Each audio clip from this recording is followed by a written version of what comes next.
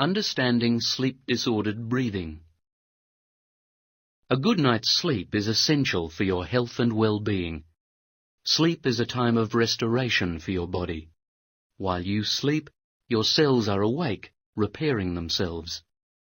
Sleep-disordered breathing, or SDB, is one of the main causes of poor sleep. ResMed has created this presentation to help you understand more about the common types of SDB events, what these are, how they occur, and what effects they may have on your health. Breathing brings air into the lungs so that oxygen can be transported throughout the body via the bloodstream. Oxygen is vital for organ function and general health and well-being. If you have SDB, airflow to your lungs periodically decreases while you sleep. Changes in the upper airway are the most common cause of reduced airflow. If you have SDB, the patency or openness of your upper airway keeps changing as you sleep. It may be fully open. It may be narrowed to some extent, which we call flow limitation. It may vibrate, which is heard as snoring, or it may be completely blocked. This is called obstructive sleep apnea, or OSA.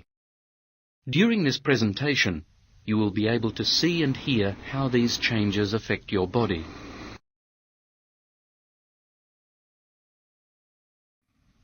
But first, let's take a closer look at normal breathing. Normal breathing during sleep occurs in a familiar, regular cycle. Its characteristics can be monitored in a sleep clinic. The technician usually attaches various sensors to the body. These help monitor airflow through the upper airway, respiratory effort, audible noise, heart rate, oxygen level in the blood, and electrical activity in the brain. The signals you will see and the sounds you will hear during this presentation are like the ones used to assess your breathing during a sleep study. When you drift off to sleep, most of the muscles in your body relax. However, there are exceptions, such as the diaphragm and, to a lesser extent, the dilator muscles, which control the tongue and soft palate. The diaphragm is assisting our simulated model to breathe normally. The dilator muscles, too, are at work, holding the upper airway fully open. As air flows freely and evenly into and out of the lungs, a typical bell-shaped curve of the airflow is seen. The air flows because of the bellows effect of the diaphragm muscle, which sucks air into the lungs. The respiratory bands attached to the chest and abdomen are measuring the effort required to breathe. They produce two traces, which rise and fall along with the airflow trace. Notice how the airflow and breathing effort traces move in sync. You can actually hear these correspond to the sounds of our model breathing in and breathing out normally. When you are sleeping normally, your heart rate is stable, the oxygen level in your blood remains high, keeping up a normal supply to all your organs. As this EEG trace shows, brainwave activity is as it should be during normal sleep. Normal breathing provides adequate oxygen supply so that all the organs can function effectively. You move naturally through the different stages of sleep and get a good night's sleep. You awake refreshed in the morning and are more likely to remain energetic during the day.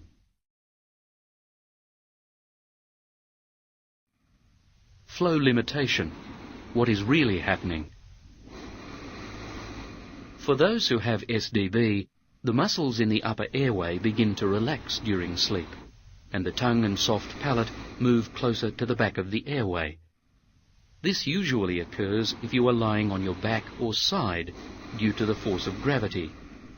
As the airway gradually narrows, it limits the rate at which air can pass through.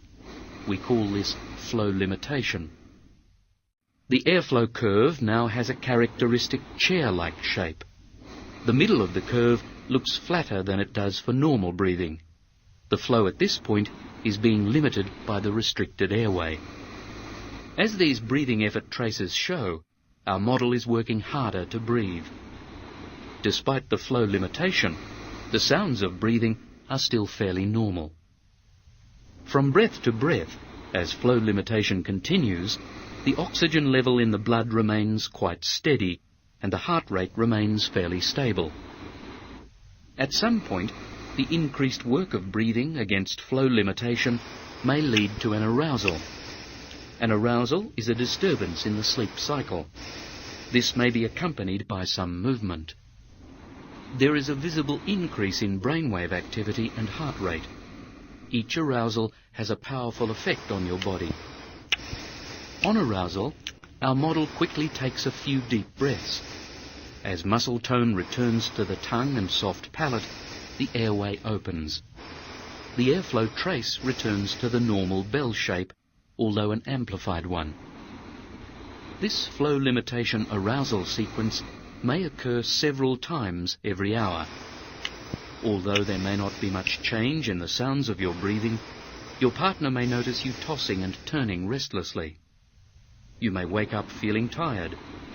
The effect on your body is strong enough to disturb your sleep and prevent you from getting the real rest you need in order to be healthy.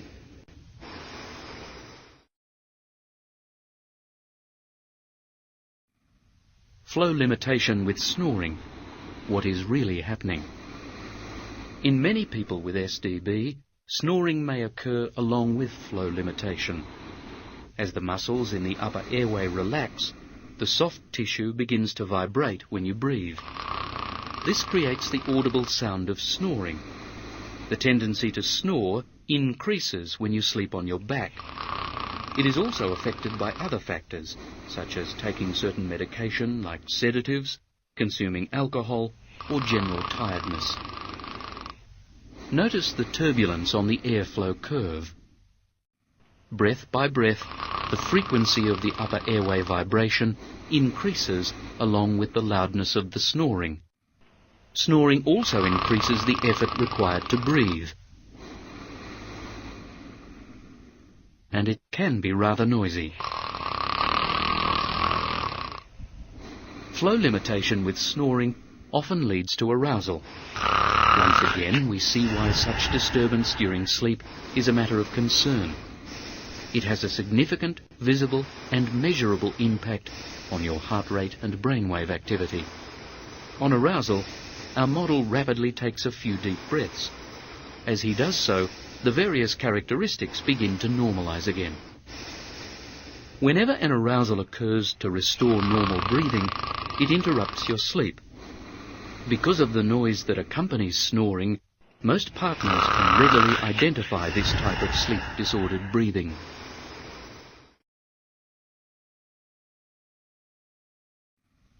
Apnea. What is really happening? When the airflow drops to below 50% of normal, this is known as an hypopnea.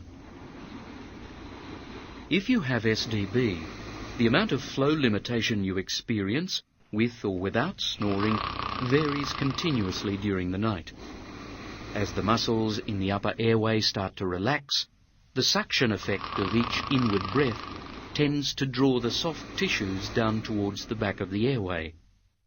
Over a series of breaths, the airway progressively narrows and the airflow decreases. There are times when airflow stops completely because the airway is blocked. This is known as an apnea. Air supply to the lungs is interrupted during an apnea. Our model shows obvious signs of an apnea event.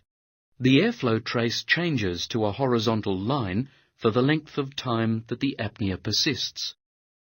This demonstrates that there is absolutely no airflow, as our model struggles to get air through the collapsed airway. There is no noise at all, which is a particularly dramatic change if the apnea follows snoring.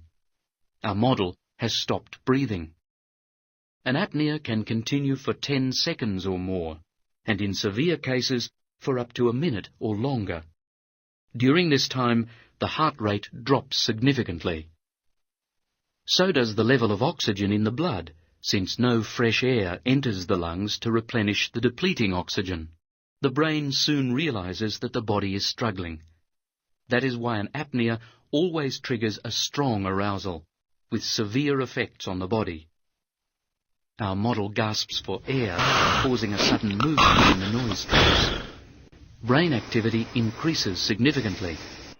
The heart rate after arousal is almost double what it was during the apnea. Our model's rapid breathing increases the airflow and the blood oxygen level begins to rise again. The tongue and soft palate quickly return to their normal position as the airway opens fully. The airflow curve returns to the normal bell shape. With every arousal, your body may move to another position in the bed, but you will probably not remember waking up, even if arousals occur hundreds of times each night. Your partner is likely to notice your apneas and arousals, mainly because, together with snoring, they are keeping him or her awake. Apnea arousal cycles produce significant stresses to your body. As you have seen, apneas cause depletion of oxygen supply to vital organs, including the brain. Arousals literally jolt the cardiovascular system. People with severe sleep-disordered breathing have poor quality of sleep. They may rarely experience the normal sequence of light and deep sleep stages which are necessary for healthy sleep. Generally, people who have SDB are often excessively sleepy during the day. They easily fall asleep at work, while driving a car, talking, reading, or watching television. Sleep deprivation can make them especially irritable. Research has shown that untreated SDB may also have other more serious consequences, such as high blood pressure, serious heart conditions, sexual problems, impaired memory, impaired concentration, intellectual deterioration, depression, morning headaches, and accidents due to sleepiness and fatigue. The good news is that it is possible to effectively treat SDB in order to get healthy sleep and enjoy a healthier life.